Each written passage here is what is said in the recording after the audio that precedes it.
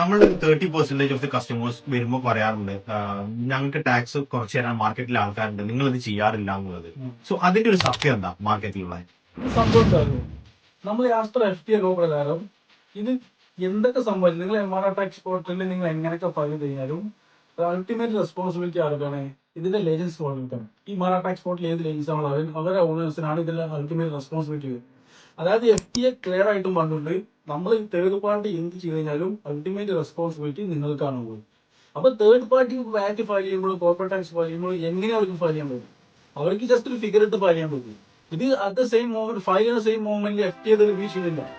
FTA എപ്പോഴാണ് review? FTA suppose ഇങ്ങനെ suppose ചിലപ്പോൾ ഓഡിറ്റ് വിളിക്കും, ചിലപ്പോൾ അത് ആഫ്റ്റർ 1 or 2-3 years ആയിരിക്കും ഓഡിറ്റ് വിളിക്കുന്നുണ്ടാവില്ല.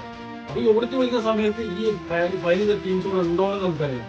ഇവർക്ക് ഒരു ഉത്തരവാദിത്തം എടുക്കാൻ തയ്യാറാവും. അപ്പൊ ശരിക്കും ചെയ്യാൻ പറ്റുന്ന FTA റൂൾ പ്രകാരം നമ്മൾ എന്ത് ചെയ്യണം?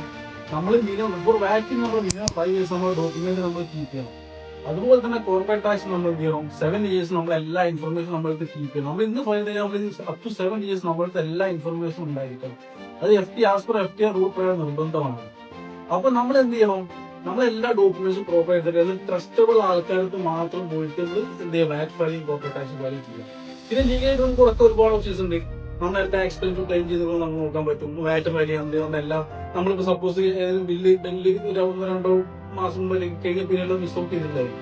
അപ്പൊ നമുക്ക് ആ ബില്ലൊക്കെ എന്ത് ചെയ്യും? നമുക്ക് ഇപ്പോഴത്തെ പ്രൊവിഷൻ പ്രകാരം FTA റൂൾസ് പ്രകാരം നമ്മൾ എന്ത് ചെയ്യാൻ പറ്റും?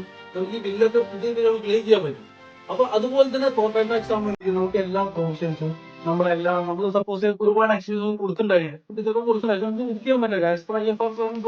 എക്സ്പ്രസ് നമുക്ക് ബുക്ക് ചെയ്യാൻ പറ്റില്ല. നമുക്ക് എന്ത് ചെയ്യാൻ പറ്റും? അതൊക്കെ നമുക്ക് ബുക്ക് ചെയ്യാൻ പറ്റും. അങ്ങനെ ഒരുപാട് ലീഗലായിട്ട് ഒരുപാട് ഓപ്ഷൻസ് ഉണ്ട്. ഇല്ലീഗൽ ആയിട്ടുള്ള ഓപ്ഷൻസ് ഒന്നും ശാശ്വതമല്ല, നിലനിൽക്കില്ല. അപ്പോൾ നമ്മൾ സൂക്ഷിക്കുന്നത് എന്താ വെച്ചാൽ ട്രസ്റ്റബിൾ ആൾക്കാർക്ക് പോയിട്ട് മാത്രം നമ്മൾ എന്ത് ചെയ്യുക? ഫയൽ ചെയ്യുക. അത് ഒരു കാര്യം മനസ്സിലാക്കുക, അൾട്ടിമേറ്റ്ലി നമ്മളാണ് റെസ്പോൺസിബിൾ. FTA പറയുന്നത് നമ്മളാണ് റെസ്പോൺസിബിൾ. അപ്പോൾ നമ്മൾ സൂക്ഷിക്കുക.